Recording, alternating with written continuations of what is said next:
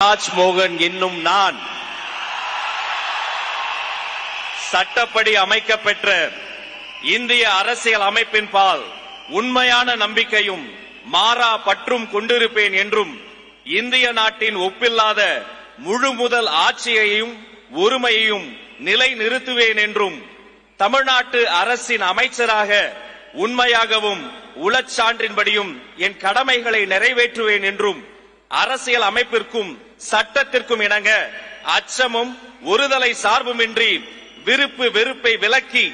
பலதரப்பட்ட மக்கள் அனைவருக்கும் நேர்மையானதை செய்வேன் என்றும் ஆண்டவன் மீது ஆணையிட்டு உறுதி கூறுகிறேன்.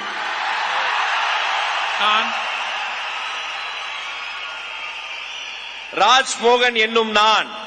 தமிழ்நாட்டு அரசின் அமைச்சர் என்ற முறையில் எனது கவனத்துக்குள்ளாவதும்